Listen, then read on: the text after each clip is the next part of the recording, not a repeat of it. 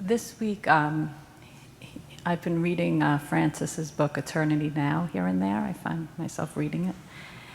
And he said something at one point about becoming an empty room, and you become a sanctuary, and then the king, at that point, the king can enter the sanctuary.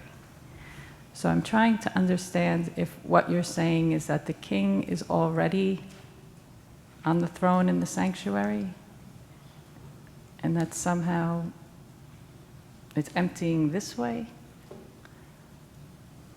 The king is the sanctuary.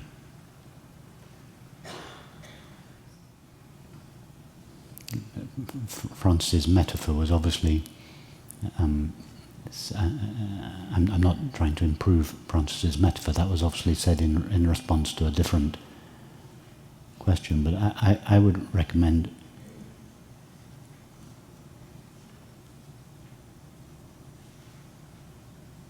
that the sanctuary is the space that remains when everything has been removed from it. So the cleaning out of the sanctuary is the removal of thoughts, images, feelings, activities, relationships.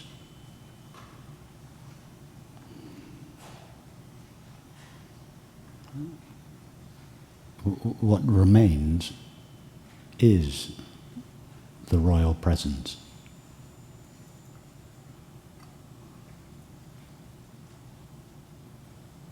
What remains is God's being.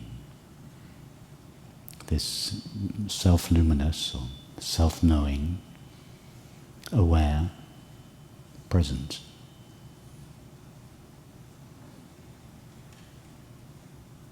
So I can't really comment on Francis' metaphor because I don't know the context that he was saying it in. It just speaks to that, I think something in my mind, I went to waiting, like I had to wait for the king, so that's extremely helpful. There's nothing to wait for.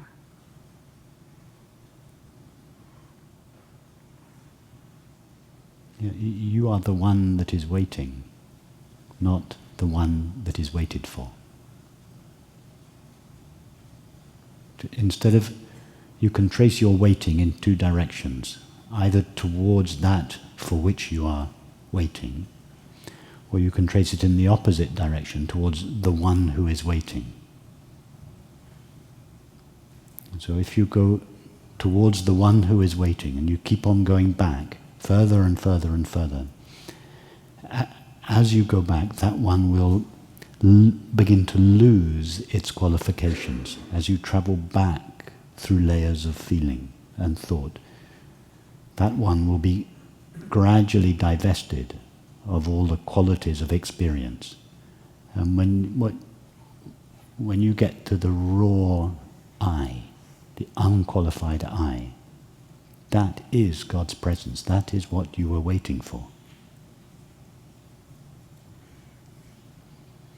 But if you think that that one is going to enter your experience from the foreground of your experience, you will wait forever.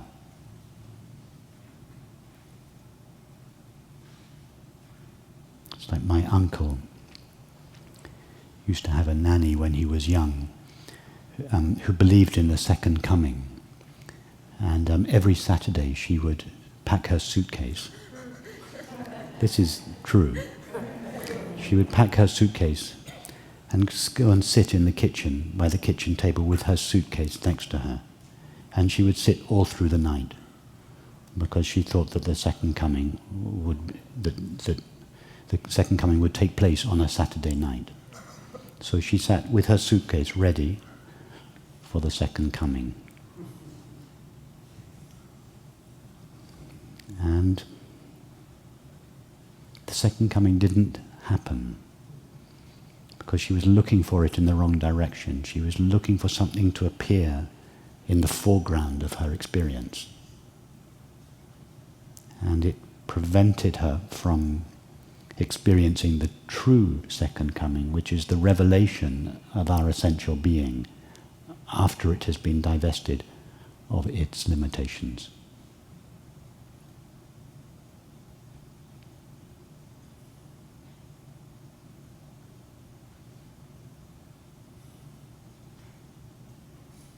I searched for myself and found only God. I searched for God and found only myself.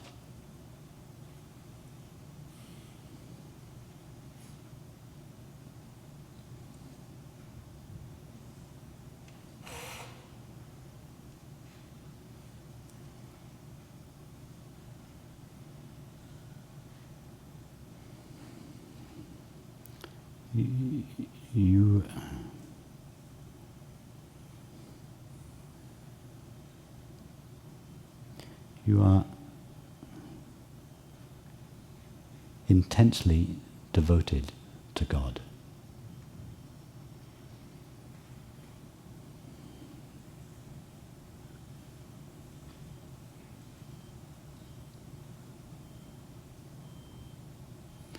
But just as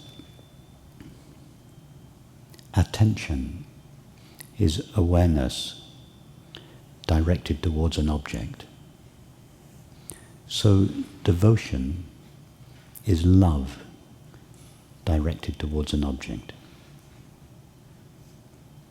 What you are looking for lies at the source of your devotion. It can never be an object of your devotion.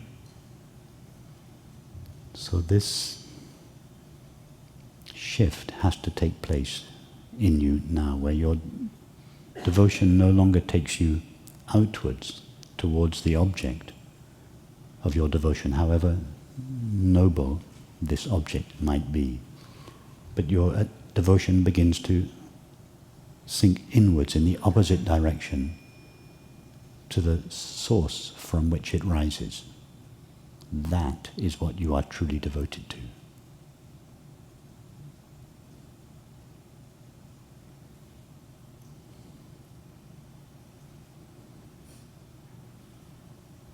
Remember the Italian monk, Lord, thou art the love with which I love thee.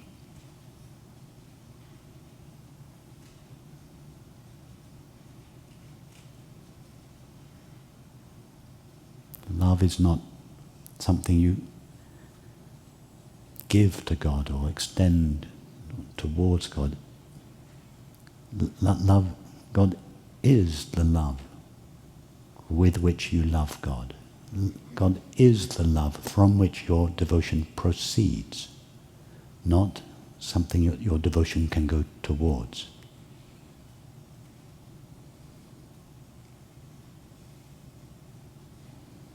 And one of the most difficult things for a devotee is to let go of the object of their devotion.